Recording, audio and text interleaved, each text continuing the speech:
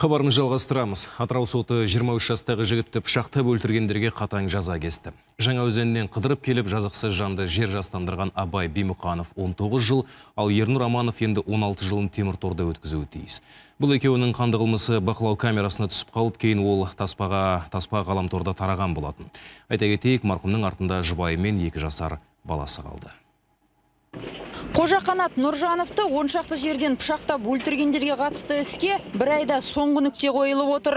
Істерін алқабилердің қарауын өтінген екеу басында кінәларын мойындамай түлкі бұланға салған. Тек үкім шығар алдында сабаларына түсіп кешірім сұрады дегенмен, бұл алқабилердің көңілін жібіте алған жоқ. Бұрында адам пышақтап осылай істі болған Абай Бимұқанов енді 19 жыл бостандық көрмейді. Ал қасындағы Ернұр Аманов 16 жылға кесілді. Әрі жәбірленуші тарапқа моральдық және материалдық шығынды бөліп төлеуі тиіс.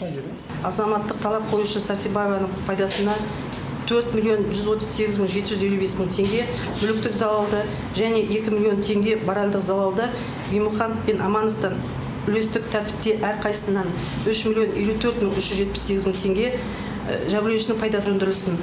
Мұндай қатаң үкімді Бимұқанов пен Амановтың туыстары күтпесе керек. Ашуға булыққан олар онсыз да ұлдарынан айырылып отырған отбасыны әбден қарғады.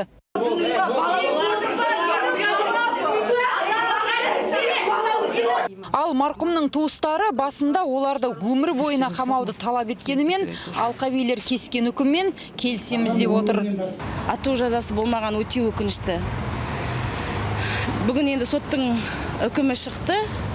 Мен ризамын соттың үкіміне. Шын, адал, заң жүйесінде, заң бойынша олар өз жазаларын алды.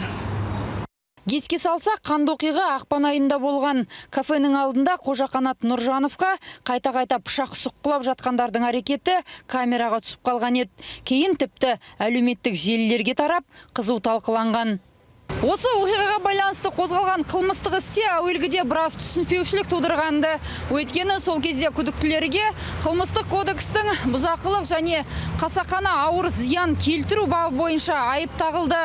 Тіпті бірі кепілмен бостандыққа жіберілген еді. Кейін жан-жаққа жазылған арыз шағымнан соң қылмыстық іс ауыр бапқа ауыстырылған болатын. Жанар Низамудинова, Манас Шарипов, КТК, Атыраудан.